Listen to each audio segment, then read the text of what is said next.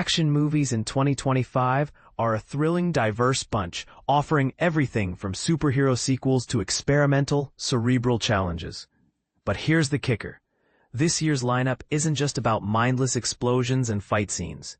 It's a year where the genre is pushed, prodded, and reinvented, giving us a fresh perspective on what action cinema can be. And this is the part most people miss. These films are as much about character and story as they are about spectacle. Take Ballerina, for instance, a spin-off from the John Wick universe that cleverly sidesteps the usual franchise pitfalls. Instead of relying on Keanu Reeves' iconic character, it introduces Ana de Armas as Eve Macaro, a newcomer to the assassin world. This isn't your typical John Wick clone. It's a reinvention, focusing on a character who's still learning the ropes in a complex, dangerous world. The result is a film that feels both familiar and refreshingly new, a testament to the franchise's ability to evolve. Den of Thieves Pantera is another sequel that defies expectations. While the first film was a gritty, shameless knockoff of Heat, the follow-up carves out its own identity as a worldly action opus. It's a film that takes its time, building tension before delivering high-octane action sequences, like a high-speed car chase shot practically with stunt drivers. The relationship between Gerard Butler's rogue detective and O'Shea Jackson Jr.'s diamond-robbing wheelman adds a layer of complexity, making this more than just a mindless action flick. F1, directed by Joseph Kosinski, is a masterclass in spectacle and realism. By putting its leads in actual racing cars and shooting on real F1 tracks, the film creates an unparalleled sense of immersion. Brad Pitt's Sonny Hayes, a washed-up F1 driver, becomes a classic action hero, executing absurd strategies mid-race that feel akin to Rambo's relentless fighting spirit. It's a film that understands racing is as much about strategy as it is about speed. Mission Impossible: The Final Reckoning marks the culmination of Tom Cruise's nearly 30-year legacy as Ethan Hunt. While the film's tone may be muddled, its action sequences are anxiety-inducing and push the limits of what Hunt has done before. The underwater submarine sequence, in particular, is a masterclass in tension building, using silence to create an exquisite sense of anticipation. It's a fitting end to a franchise that has become synonymous with audacious stunts. Novocaine introduces Jack Quaid as Nathan Kane, a bank manager with a unique ability. He feels no pain. This isn't your typical superhero power, though. Nate's condition is a double-edged sword, making him a perfect punching bag but also leaving him unable to tell when he's in danger. It's a smart twist on the action hero formula, turning a potential invincibility into a compelling weakness. Predator, Killer of Killers is an animated anthology that takes the franchise in a bold new direction.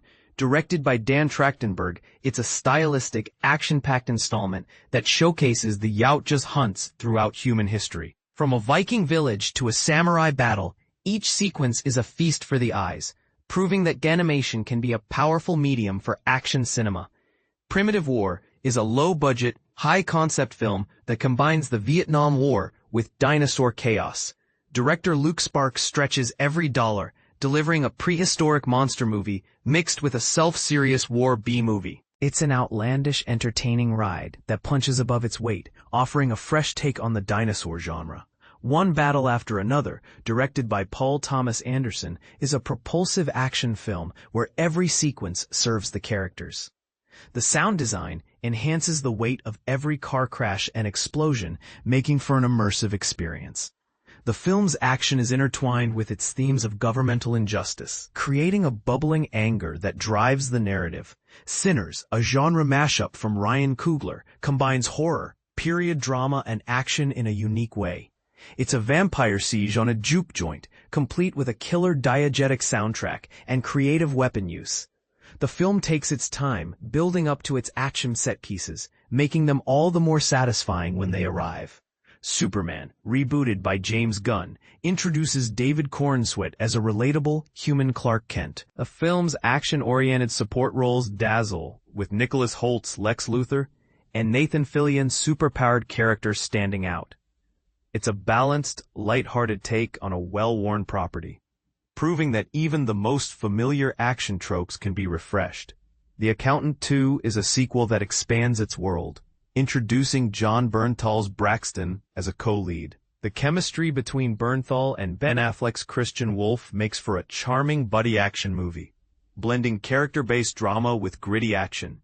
It's a refreshing take on a genre that often tries to top itself. Finally, Warfare, directed by Alex Garland and Ray Mendoza, challenges the very nature of action cinema. A real-time war film based on the memories of survivors, it depicts the boredom and stress of war without judgment. The constant gunfire and loud, unpleasant sound mix make for a tough watch, but one that invites reflection on why we enjoy action in the first place. Here's the controversial part. These films aren't just entertainment. They're a reflection of our fascination with violence, heroism, and the human condition. They ask us to consider why we're drawn to action and what it says about us. So the next time you watch an action movie, think about what it's really selling you. Is it just mindless fun? Or is there something more to it? The answer might surprise you, and it's a discussion worth having in the comments.